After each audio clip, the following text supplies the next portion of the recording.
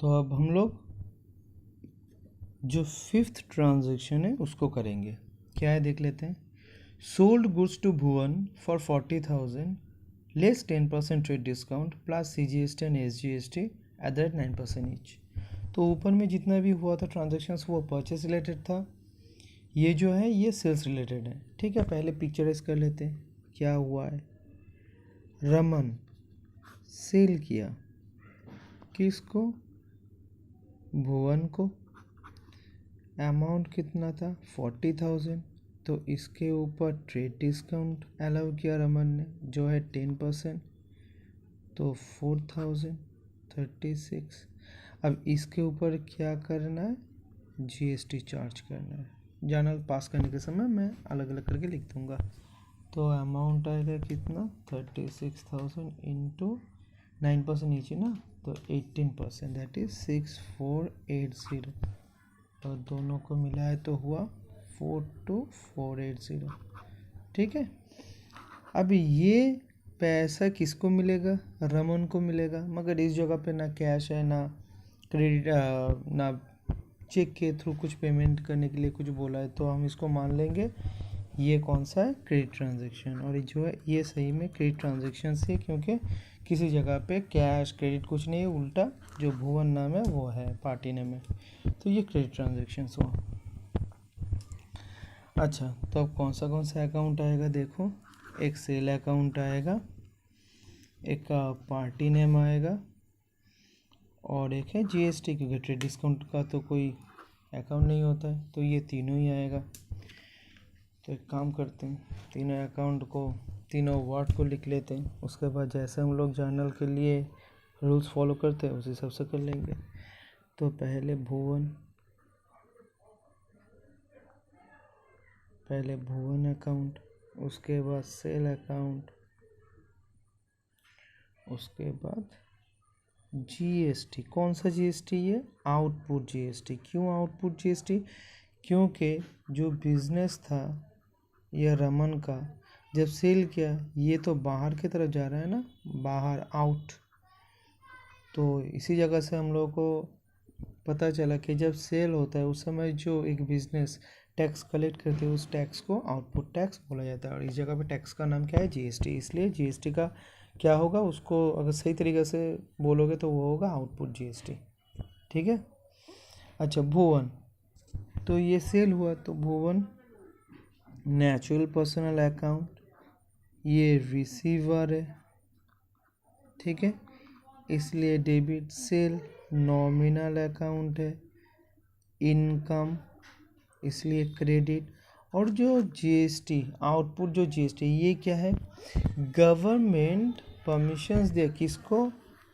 रमन को परमिशंस दिया कि तुम मेरे बिहाफ में जो सेल करो उसके ऊपर जो तुम टैक्स तुम लोगे वो तुम्हारे पास तुम कलेक्ट कर सकते हो। तो परमिशंस दे रहा है ना, गवर्नमेंट तो दे रहा है रमन को परमिशंस के तुम मेरे बिहाफ में भुवन से टैक्स को कलेक्ट कर सकते हो। तो गवर्नमेंट, तो ये जो पे ये गवर्नमेंट परमिशंस दे रहा है रमन को, इसलिए गवर्नमेंट हुआ गिवर। और क्रेडिट, तो अमाउंट लिख दो। अब कौन सा अमाउंट कहाँ पे आएगा? भुवन पूरा अमाउंट भुवन से लोगे ना, 42480। और सेल मतलब जितना रमन का इस सेल से इनकम हुआ है, तो इनकम कितना हुआ है? 36,000। और ये जो 6480 ये तो गवर्नमेंट का पैसा है, तो इस जगह पे लिख दो इसको। ठीक है, अब देखो ये अकाउंट मिल चुका है, क्या करना है ये भी मिल चुका है, कितना अमाउंट से करना है ये भी मिल चुका है, कंसेप्ट को फॉलो करके, वही पांचों रूल को फॉलो करके। तो अब हम लोग क्या करेंगे? इसका जर्नल पास कर देंगे। तो Bhuvan account debit to sale और to output CGST, output SGST। अब अमाउंट लिख दो जो जहाँ पे आना चाहिए। ये है 36,000 और ये जो 6480 है इसको डिवाइड करके लिख दो, क्योंकि 9% नीचे है ना। 3240 हो गया जनरल, और इस जगह पे नेशंस लिख देना। ठीक है, अच्छा चलो नेक्स्ट करते हैं। 6 में क्या बोला है देख लेते हैं। 6 sold goods to Varun for 50,000 less 10% trade discount plus CGST and SGST at the rate 9% each. Receive check for the amount। अब बोल रहा है कि जितना तुम सेल कर रहे हो 50,000 का, उसमें से 10% माइनस करके जो TD है, CGST SGST चार्ज करके जितना हो रहा है उतना सेल अमाउंट तुम्हें मिल रहा है एकदम साथों साथ ही। किसके पास है? वरुण के पास है। तो ये जो ट्रांजेक्शन्स है, अगर वही पांचों स्टेप हम फॉलो करेंगे तो पहले क्या होगा, ट्रांजेक्शन्स कौन सा ट्रांजेक्शन्स है वो पहले आइडेंटिफाई करना होगा। तो इस जगह पे वो कैश ट्रांजेक्शन्स है। ठीक है, ये मैं स्टोरी एनालिसिस नहीं कर रहा हूँ, ये इजीली समझ में आ रहा है। तो एक बार काम करते हैं, वो कैलकुलेशंस को दिखा देते हैं। 50,000 से हम TD माइनस करेंगे जो है 10%, तो 5,000 आएगा। इस जगह पे कितना, 45,000, और उसके साथ ऐड हो जाएगा 18%, तो 45,000 का 18% आता है 8100। तो बिल अमाउंट कितना आ रहा है, 53,100। ठीक है, अच्छा तो ये सेम ही था। ऊपर में वो पार्टी नेम था, इस जगह पे ये कैश ट्रांजेक्शन्स होगा, इसलिए वो कैश। तो कैश हम नहीं लिखेंगे क्योंकि जो बिजनेस में ट्रांजेक्शन्स होता है वो तुम अगर प्रैक्टिकली देखोगे तो वो कैश में उतना होता नहीं है, वो बैंक में ही होता है, बैंक के थ्रू ही पूरा होता है, इसलिए बेस्ट है बैंक लिख दो। ठीक है, कैश लिखने से गलती नहीं होगा। मगर अगर तुम कॉमन सेंस को अप्लाई करोगे, अगर प्रैक्टिकल जगह को देखोगे, तो बिजनेस में इन मैक्सिमम केस जो ट्रांजेक्शन्स होता है इतना ह्यूज अमाउंट का, वो चेक के थ्रू ही होता है। तो बैंक अकाउंट, और एक क्या आएगा, एक सेल आएगा, और एक है तुम्हारा आउटपुट CGST और आउटपुट SGST। तुम लोग आउटपुट लिखना पूरा। बैंक आर्टिफिशियल पर्सनल अकाउंट, तो पैसा मिल रहा है ना, तो पैसा तो पूरा इतना ही मिलेगा। रिसीवर, इसलिए डेबिट अमाउंट कितना आएगा, 53,100। Sale nominal income credit, sale का अमाउंट कितना है, 45,000, क्योंकि इतना ही तो उसका है रमन का। और आउटपुट CGST ये है तुम्हारा रिप्रेजेंटेटिव पर्सनल अकाउंट, परमिशंस दे रहा है गिवर, इसलिए ये हुआ तुम्हारा क्रेडिट। अमाउंट कितना है, 8100। ठीक है, अब जर्नल पास कर दो। Bank account debit to sale account to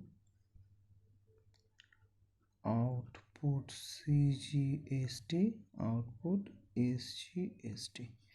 bank में आएगा 53,100, इस जगह पे 45,000, और इसको डिवाइड कर दो 8100 डिवाइडेड बाई 2, 4050 इस जगह पे नरेशन लिख देना। हो गया हम लोग का जर्नल। ठीक है, अब नेक्स्ट जो ट्रांजेक्शन है वो देख लेते हैं, जो है 7। क्या है देख लेते हैं।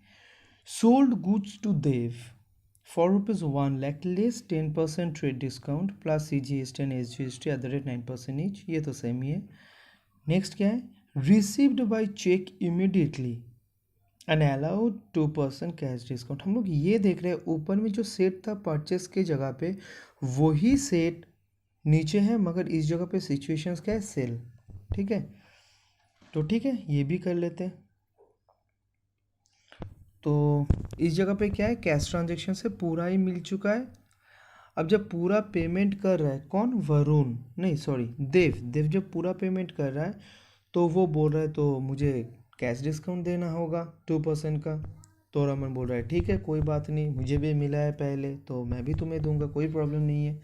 तो इस जगह पे जो पहला जो अमाउंट था वो 1 लाख, इसमें से पहले क्या माइनस करना होगा, TD 10% जो है, ठीक है। तो 10% पहले इस जगह से माइनस कर दो, रहेगा कितना 90,000। अब इस जगह से तुम्हें क्या माइनस करना है, कैश डिस्काउंट। कैश डिस्काउंट कितना है 2%। क्यों? क्योंकि पूरा अमाउंट ही तो दे रहा है देव रमन को, इसलिए रमन पूरा 90,000 के ऊपर 2% कैश डिस्काउंट देव को देगा। तो 2% कितना होगा 1800। तो कितना आता है 90,000 माइनस 1800 आ रहा है 88200, ठीक है।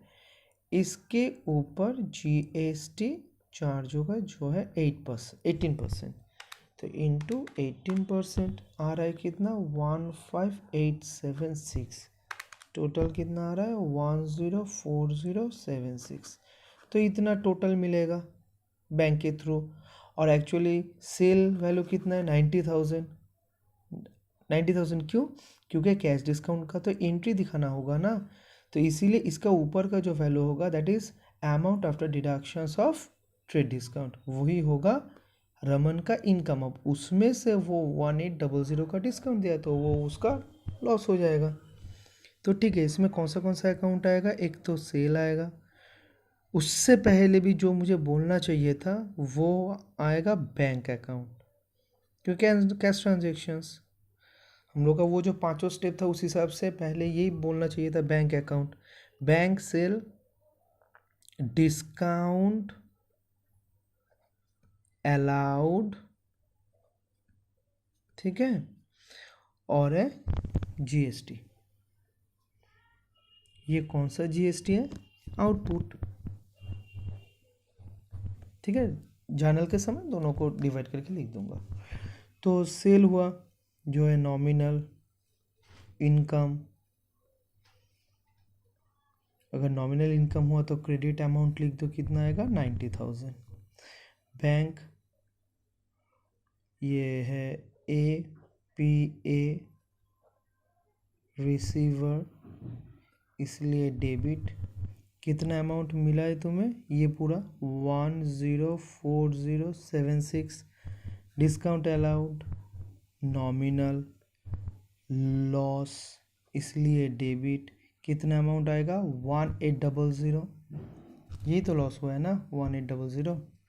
और जो GST आउटपुट है प्रेजेंटली पर्सनल अकाउंट गिवर, इसलिए क्रेडिट अमाउंट कितना 15876, ठीक है। अब जर्नल पास कर दो, ये अकाउंट मिल गया, डेबिट क्रेडिट क्या करना और अमाउंट कितना।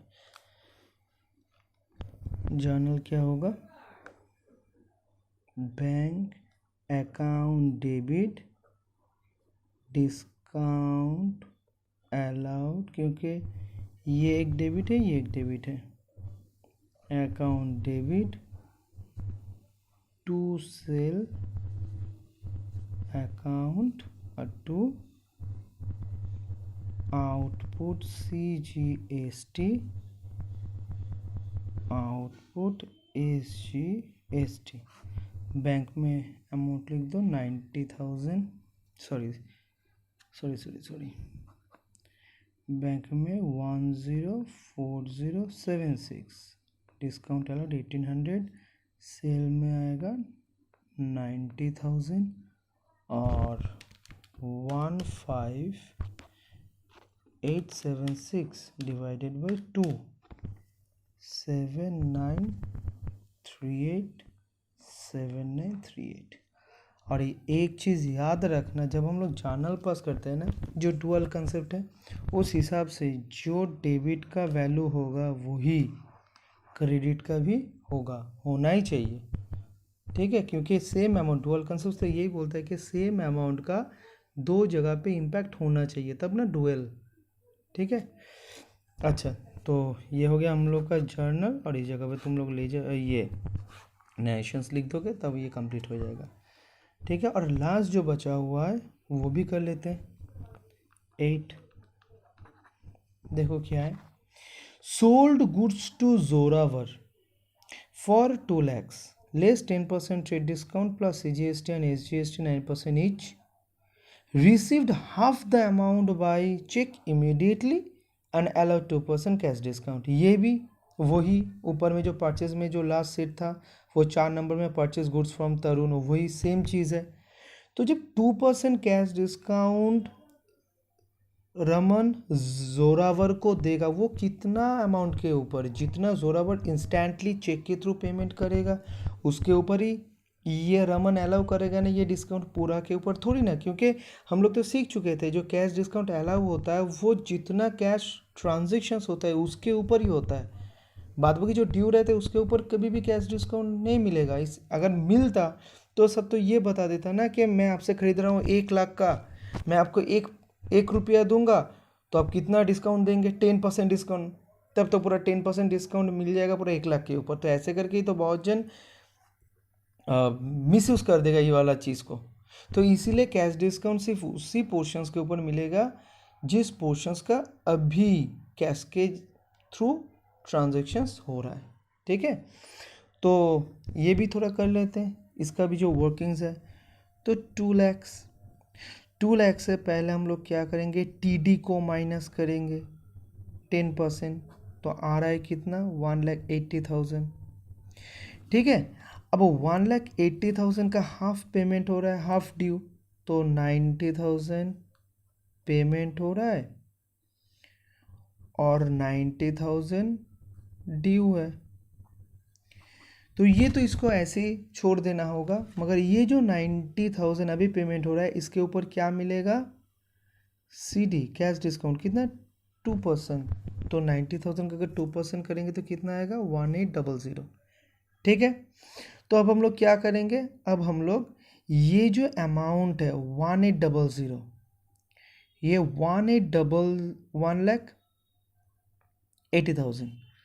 1,80,000 से हम लोग कैश डिस्काउंट को माइनस कर देंगे जैसे हुआ था परचेस के समय.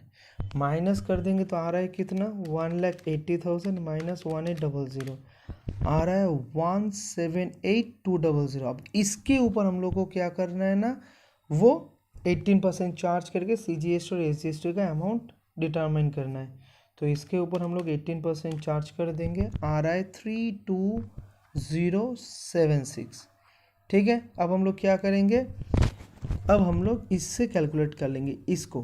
तो इस जगह से हम लोग को टैक्स का अमाउंट मिल चुका है जिसको 2 क्लास में क्लासीफाई करना है. ये वाला इस जगह पे आ जाएगा, ये वाला इस जगह पे आ जाएगा.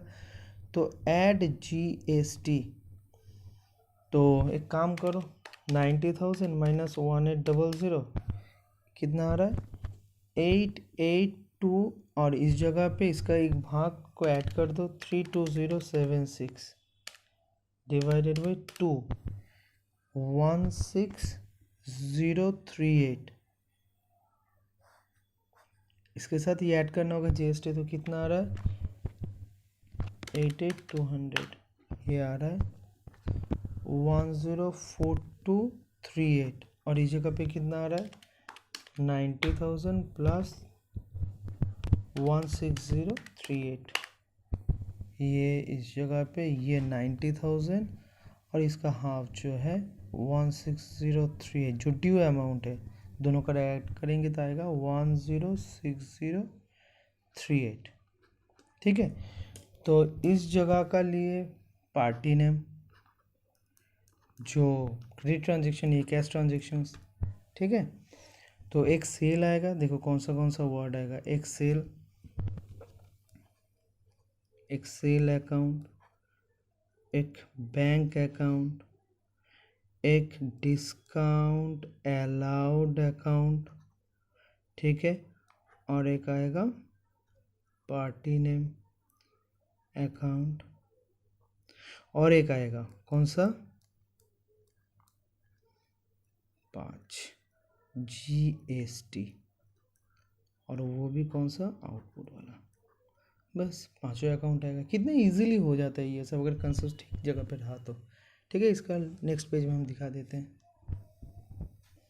देखो मैंने लिख दिया बैंक जितना पैसा मिला, artificial personal account receiver debit 104238, वो जहाँ पे 1800 का डिस्काउंट मिला है तो माइनस करने के बाद इतना आया।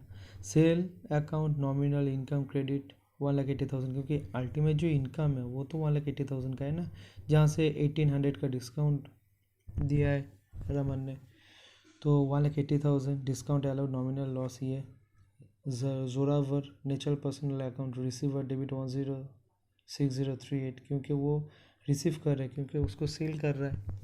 Output GST representative personal account giver credit 32076, तो ऐसे हो गया। कंसेप्ट के साथ रहो, ऑटोमेटिकली जर्नल बन जाएगा। ठीक है, ये जो जर्नल है इसको कर दो। बैंक अकाउंट डेबिट, जिसका डेबिट है सब ऊपर में लिखना है। बैंक अकाउंट डेबिट 104238, ये डेबिट, ये डेबिट, ये डेबिट। उसके बाद Zorawar account debit 106038, discount allowed account debit. ठीक है, उसके बाद सब क्रेडिट में है। टू सेल अकाउंट 1,80,000 टू, उसके बाद ये हुआ, ये आउटपुट CGST, आउटपुट SGST, ये जो है इसको दो भाग में कर दो। 32076 डिवाइडेड बाई 2, 16038। अब इसको ऐड करो और इसको ऐड करके देखो दोनों सेम आ रहा है कि नहीं आ रहा है। अगर आया तो ठीक है, 180 प्लस 16038 प्लस 16038 आ रहा है 212076। ठीक है, अब माइनस करो ये सब, देखो ज़ीरो आ रहा है कि नहीं आ रहा है। 104238 माइनस 06038 माइनस 1800। ठीक है, डेलीट। तो हम लोग का जर्नल सही है, इस जगह पे नेशंस लिख देना, ख़त्म। तो यही है, अगर तुम कभी भी ये सब चीज़ को एक ही बार में करने जाओगे तो प्रॉब्लम हो जाएगा। अगर तुम कंसेप्चुअली मूव करोगे ना, तुम्हें पता ही नहीं चलेगा कब इतना कॉम्प्लिकेटेड चीज़ इजीली तुम कौन सा अकाउंट को डेबिट करना है, कौन सा अकाउंट को क्रेडिट करना है और कौन सा अमाउंट के साथ, वो आराम से तुम बना लोगे। तुम्हें रियलाइज़ भी नहीं होगा, ऑटोमेटिकली ये बनते जाएगा और एक समय आएगा जब तुम जर्नल इजीली पास कर सकते हो ये सब का हेल्प लेके। ठीक है, तो ये जो सम्स था, ये सम्स बहुत ही अच्छी तरीके से कंसेप्चुअली हम लोग सीख चुके हैं, समझ चुके हैं। अब हम लोग नेक्स्ट जितना भी सम्स था उसमें देखते हैं कहाँ पे क्या प्रॉब्लम है, वो थोड़ा डिस्कस कर लेते हैं। देखो 3 नंबर जो इलस्ट्रेशंस था ना, उसमें 1 2 3 4 इस जगह पे पहले प्रॉपराइटर विड्रॉ कर रहा है खुद के पर्सनल यूज़ के लिए, तो उसको हम क्या बोलेंगे, ड्राइंग अकाउंट। उसके बाद डोनेशन, जो सेकेंड ट्रांजेक्शन है उसमें बोल रहा है कि डोनेशंस क्या है, डोनेशंस। उसके बाद सैम्पल मतलब एडवर्टाइज में तुम कर सकते हो, सुनना बहुत अच्छी तरीके से। और नेक्स्ट है लॉस्ट फायर। ये चारों चीज़ें, ये क्या हुआ है सुनो अच्छी तरीके से, कि जो परचेज हुआ है, परचेज होने के बाद जो बिजनेस में सुमितन कंपनी के बिजनेस के अंदर में जितना स्टॉक था वो स्टॉक डिक्रीज हुआ है। स्टॉक क्या हुआ है, डिक्रीज हुआ है। अब ये स्टॉक कब डिक्रीज होता है, दो कारण हो सकता है। एक सेल हुआ है इसलिए कम हो चुका है, डिक्रीज हुआ है। और एक कारण हो सकता है अदर देन सेल। ठीक है, अब other than sale stock decrease हो रहा है, तो अदर देन सेल का सिचुएशंस क्या हो सकता है, वो यही हो सकता है पार्टनर जो ओनर है वो खुद ले रहा है कुछ स्टॉक, या तो फिर वो डोनेट कर रहा है, या तो फिर वो एडवर्टाइजमेंट के लिए यूज़ कर रहा है, या तो फिर आग लग के वो ख़राब हो रहा है। तो हम लोग ये सिचुएशंस में जानते हैं कि परचेज अकाउंट को, स्टॉक को अगर एडजस्ट करना है तो हम लोग क्या करते हैं, टू परचेज बोल के हम लोग क्या कर देते, क्रेडिट कर देते, क्योंकि परचेज डेबिट में रहता है। जब हम लोग परचेज करते हैं तो स्टॉक को डिक्रीज करने के लिए हम टू परचेज को क्रेडिट कर देते हैं, ठीक है। तो इस जगह पर भी वही होगा, मगर इस जगह पे एक चीज़ है कि जो परचेज के समय जो इनपुट आईजीएसटी या तो फिर इनपुट सीजीएसटी एसजीएसटी जो भी हो, जो तुम्हें मिला था, उसका क्या ट्रांजैक्शंस होगा, उसका क्या ट्रीटमेंट होगा, वो तुम्हें इस जगह पे बताना होगा, जो अच्छी तरीके से समझना। देखो एक जर्नल करके मैं तुम्हें दिखाता हूँ। ये देखो पहले ये transactions, purchase of goods of ₹1,00,000 जिसके ऊपर 9% आईजीएसटी देना है तुम्हें, ठीक है। तो इसका जर्नल क्या आएगा, हम मान लेते हैं ये कैश ट्रांजेक्शन है, ठीक है। तो purchase account debit input IGST account debit to bank, ठीक है। तो इस जगह पे 1,00,000 आईजीएसटी कितना आएगा, 18% ना, सॉरी इस जगह पे 18% का था 18,000, तो इस जगह पे आएगा 1,18,000, ठीक है। अब बोल रहा है इसके बाद owner withdraw goods from business of ₹10,000 for personal use. अब बोल रहा है ये बिजनेस से जो कितना माल था 1,00,000 का, इसमें से 10,000 वो उठा रहा है खुद का यूज़ करने के लिए, ठीक है। तो इस जगह पे हम अगर नॉर्मल जर्नल देंगे तो क्या होगा, देखो ड्राइंग आएगा, रिप्रेजेंटेटिव पर्सनल अकाउंट रिसीवर इसलिए debit, drawing account debit to purchase, ये आएगा, ठीक है। अब अमाउंट हम लोग नहीं लिखेंगे, अब सुनना बहुत अच्छी तरीके से कंसेप्ट है। ये जो आईजीएसटी जो पेमेंट किया है कौन, सुमितन company at the time of purchase, इसका बेनिफिट तो वो लेगा जब बाद में जाएगा आउटपुट आईजीएसटी आएगा तो उसके साथ तो ये माइनस करेगा ना। तो अगर पूरा वो बेचता तब ना जाके पूरा 18,000 का उसको क्रेडिट मिलता। अब ये जो गवर्नमेंट बोल रहा है, देखो तुम जितना परचेस कर रहे हो अगर उतना तुम बेचोगे तो बेच के जो आ रहा है उसमें से इसका तुम बेनिफिट ले सकते हो इसका। मगर इस जगह पे तुम क्या कर रहे हो, 1,00,000 का खरीद रहे हो जिसके अगेंस्ट में तुम्हें 18,000 का इनपुट आईजीएसटी मिला, मगर उसमें से तुम खुद यूज करने के लिए ले रहे हो, that is other than sale 10,000। तो ये 10,000 के अगेंस्ट में जितना इनपुट आईजीएसटी है उसका तो बेनिफिट तुम्हें नहीं मिलेगा क्योंकि ये तो तुम बेच नहीं रहे हो। इसलिए ये जो 18,000 में 10,000 के रेस्पेक्ट में जितना इनपुट आईजीएसटी है वो तुम्हें क्या करना है, काटना होगा, काटना होगा। जैसे तुम स्टॉक ले रहे हो तो स्टॉक को काटने के लिए पहले क्या किए थे, डेबिट, काटने के लिए तुम क्रेडिट कर रहे हो। उसी हिसाब से अगर तुम सेल करते कोई बात नहीं, मगर तुम सेल नहीं कर रहे हो, 10,000 का गुड्स उठा रहे हो खुद का यूज़ के लिए, तो इसलिए ये 10,000 के रेस्पेक्ट में जितना इनपुट आईजीएसटी बनता है वो भी तुम्हें काटना होगा। और काटने के लिए क्या करना होगा, इस जगह पे क्या है, डेबिट है, इसलिए काटने के लिए इसको क्रेडिट करना होगा, क्रेडिट करना। एक चीज देखो, हम लोग जब क्रेडिट करते थे कौन सा चीज को करते थे, आउटपुट आईजीएसटी को, सेल के टाइम में जो हम लोग कलेक्ट करते थे। मगर इस जगह पे ये क्या होगा, इनपुट आईजीएसटी। क्यों, क्योंकि ये इसको तो काटना है, इस अकाउंट को तो काटना है, इसलिए इसी अकाउंट को हम लोग को क्या करना है, क्रेडिट करना है, ठीक है। तो अब अमाउंट डाल दो, इस जगह पे 10,000 और 10,000 के अगेंस्ट में 18,1800 और इस जगह पे आ जाएगा ये वाला अमाउंट। तो ये सिर्फ ड्राइंग के लिए नहीं, आज जो जो कारण से अगर वो अदर देन सेल हुआ तो उस समय जो भी तुम स्टॉक को बिजनेस से उठाओगे या तो फिर यूज करो, वो एडवर्टाइजमेंट हो, डोनेशन हो, जो भी हो, उस समय तुम्हें क्या करना है, जो परचेस के समय इनपुट आईजीएसटी था उसमें से जितना प्रोपोर्शंस तुम अदर देन सेल में यूज कर रहे हो उसका proportionate input IGST CGST SGST जो भी है उसको रिवर्स करना होगा। इसको बोला जाता है रिवर्स, दैट इज काटना होगा। तो रिवर्स करने के लिए निकालना होगा कि तो इसका प्रोपोर्शनेट आईजीएसटी कितना है, तो इसके ऊपर 18% चार्ज करोगे तो यही आएगा। यही याद रखना बहुत ही अच्छा एक कंसेप्ट है।